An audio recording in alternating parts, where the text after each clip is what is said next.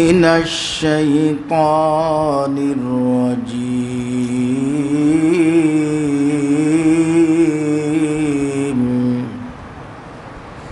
بسم الله الرحمن الرحيم.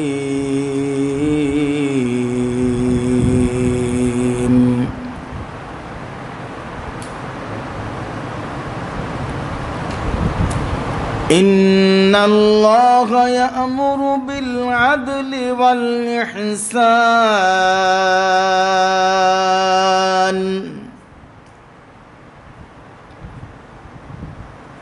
إن الله يأمر بالعدل والإحسان وإيتاء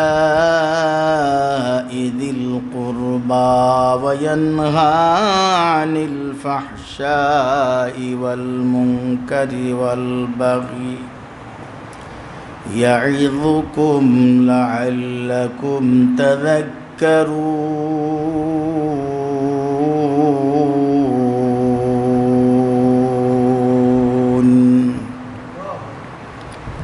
وقال النبي صلى الله عليه وسلم: ارحموا من في الأرض يرحمكم من في السماء، أو كما قال عليه الصلاة والسلام.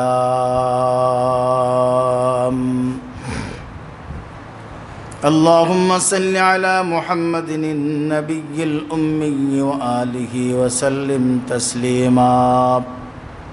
جزى الله عنا محمدا ما هو أهله. جزى الله عنا محمدا ما هو أهله. رب اشرح لي صدري ويسر لي أمري واحلل عقدة من لساني يفقهوا قولي. الحمد لله। আল্লাহ সুবহানাহু ওয়া তাআলার অশেষ মেহেরবানি যে মহান সত্তা দয়াময় আল্লাহ পবিত্র যুলহিজ্জা মাসের জিলহজ মাসের দ্বিতীয় জুমার নামাজ আদায় করার লক্ষ্যে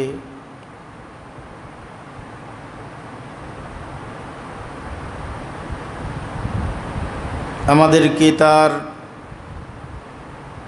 পবিত্র গৃহে হাজির হওয়ার তৌফিক দান করেছেন। আলহামদুলিল্লাহ। ঈদুল আযহার আমেজ এখনো কাটেনি। ঈদের আনন্দ এখনো মুসলমানের ঘরে বিরাজ করছে। ঈদ অর্থ খুশি। ঈদের আরেক অর্থ হলো বারবার পুনর্বার। যে খুশি যে আনন্দ বারবার আসে তাকে ঈদ বলা হয়। বাৎসরিক দুটি ঈদ মুসলমানের প্রতি বছর ঘুরে ঘুরে আসে। সৌর বৎসরের তুলনায় চান্দ্র বৎসর 11 দিন আগে আসে। সেই অর্থে ঈদ ঘুরে ঘুরে পুরা বছর মুসলমানের কাছে আসে।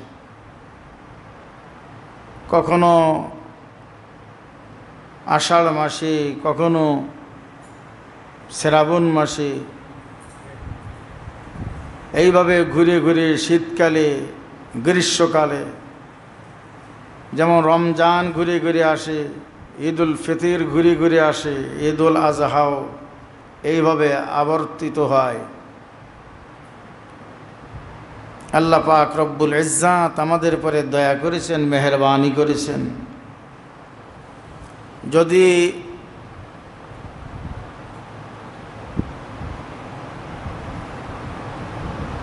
রমজান মাস শুধু গরমকালে দেয়া হতো, তাহলে বান্দাদের উপরে প্রতি বছর কষ্ট চাপিয়ে দেয়া হতো।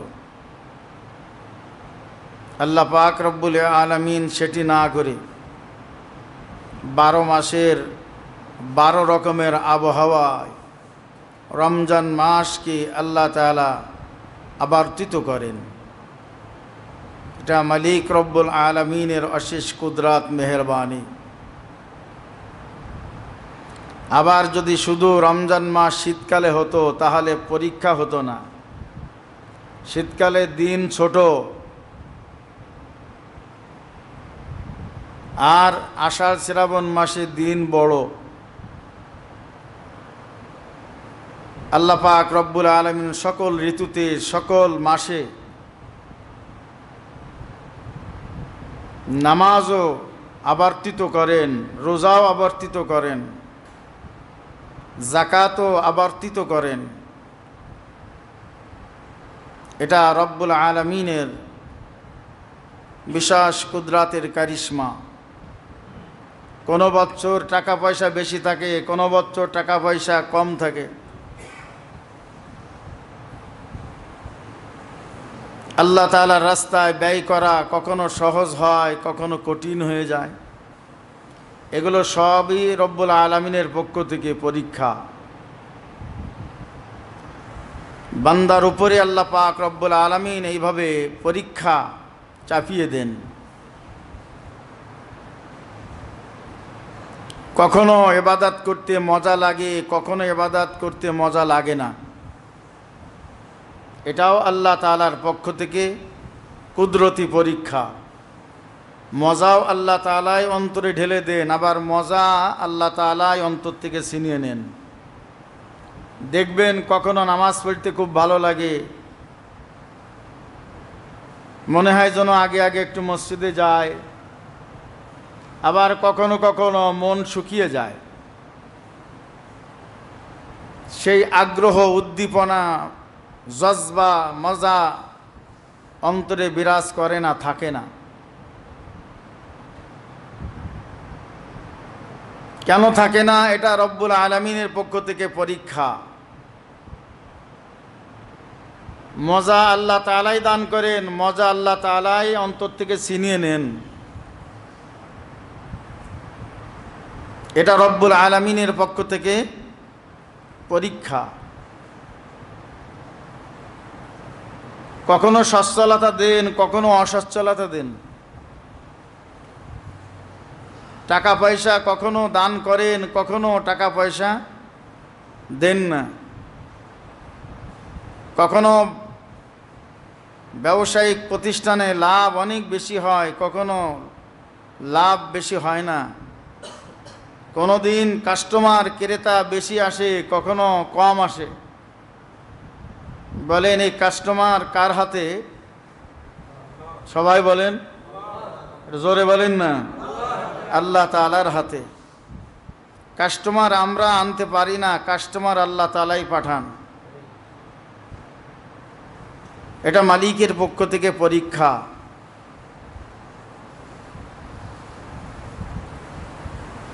কখনো আমের মৌসুমে এক বছর আম হয়, আর এক বছর হয় না। যারা কুলের চাষ করে তারা বলে এক বছর কুল ভালো হয়, আর এক বছর ভালো হয় না। এটাও মালিকের পক্ষ থেকে পরীক্ষা।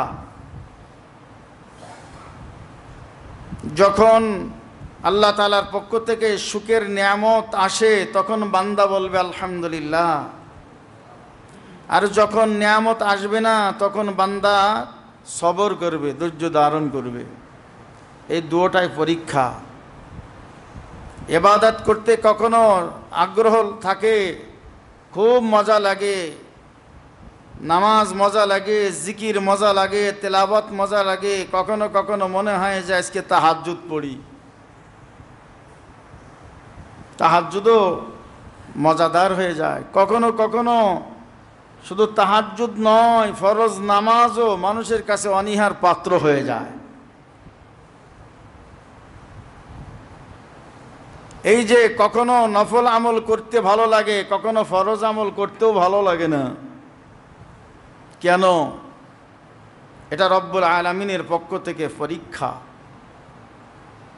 ইমানদারের দুইটি হালাত আল্লাহ তাআলা দান করেন, এটা আবর্তিত হয়, ঘূর্ণায়মান।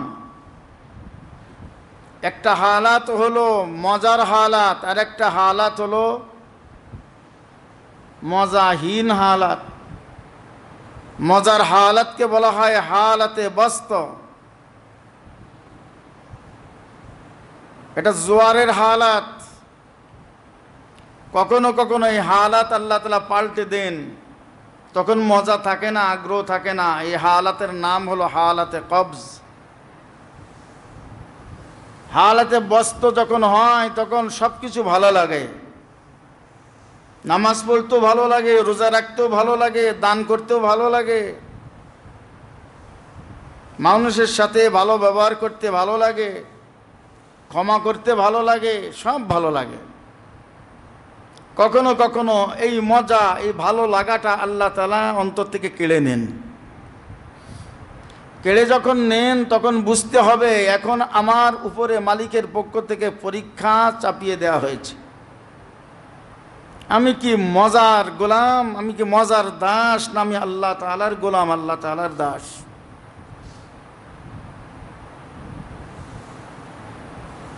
আমি কি মজার পিছনে লালায়িত, না আমি আল্লাহ তাআলার খুশির পিছনে লালায়িত?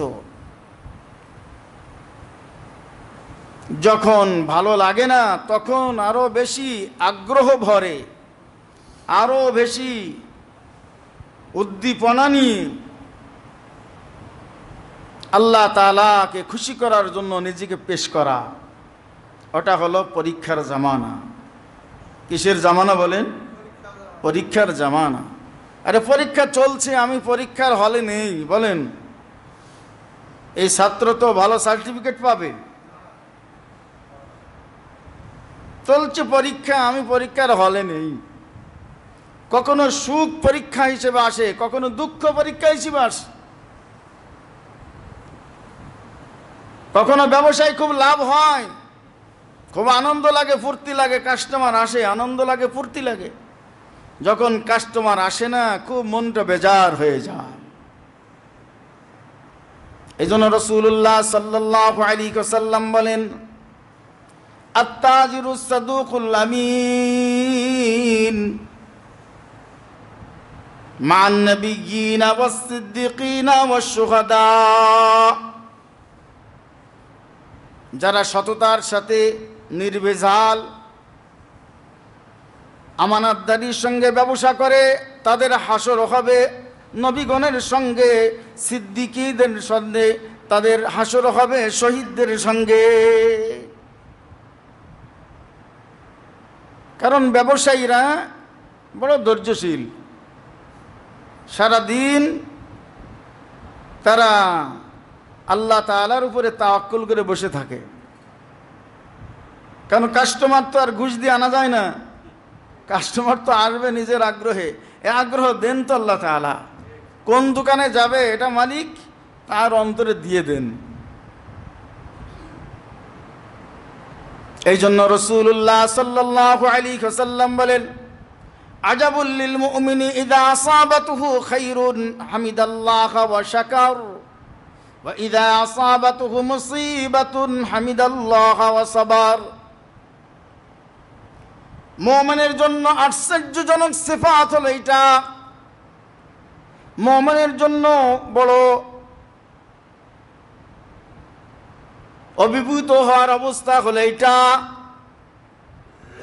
আজব ইমানদার হলো সেই যখন সে সুখের মধ্যে পড়ে, তার জিন্দেগিতে সুখ আসে, শান্তি আসে, তো বলে আলহামদুলিল্লাহ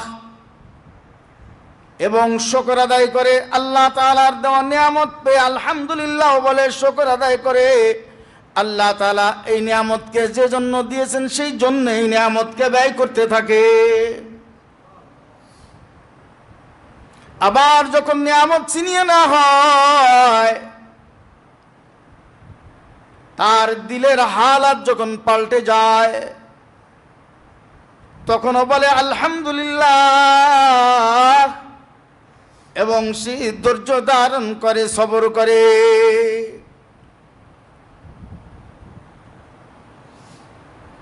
দু জায়গায় আলহামদুলিল্লাহ, কিন্তু এক জায়গায় শুকর আর এক জায়গায় সবর। কিতাবে ঘটনা লিখেছে, একবার হযরত জুনায়েদ বাগদাদী রাহমাতুল্লাহি আলাইহি তার আধ্যাত্মিক মুরব্বীর সঙ্গে এক মজলিসে বসা। বড় বড় আল্লাহর ওলিরা সেখানে ইসলামের বিভিন্ন গুরুত্বপূর্ণ বিষয়ে আলোচনায় লিপ্ত। আলোচনা চলছিল সবর কাকে বলে এবং শুকর কাকে বলে, শুকরিয়া শুকর কাকে বলে আর সবর কাকে বলে। এক একজন এক এক দৃষ্টিভঙ্গিতে উত্তর দিচ্ছিলেন। জুনায়েদ বাগদাদী রাহমাতুল্লাহি আলাইহি সকলের মধ্যে ছোট, বয়সে ছোট। মুরব্বীরা তাকেও জিজ্ঞেস করলেন, বেটা তুমিও কিছু বলো। তিনি বললেন, আমি ছোট মানুষ, আমি কি বলবো। মুরব্বীরা বললেন, না তারপরও বলো। জুনায়েদ বাগদাদী রাহমাতুল্লাহি আলাইহি বলেন, সবর বলা হয় আল্লাহ তাআলা যদি আমার সামনে অনেক কিছু দান করেন তো আমি সেটা গ্রহণ না করে আমি ধৈর্য ধারণ করব, লোভের বশবর্তী হব না। আর যখন না থাকবে তখন আলহামদুলিল্লাহ বলে শুকর আদায় করব। আমি আল্লাহ তাআলার ফয়সালায় খুশি থাকব। এর নাম সবর আর শুকর। মুরব্বীরা আশ্চর্যান্বিত হয়ে গেলেন।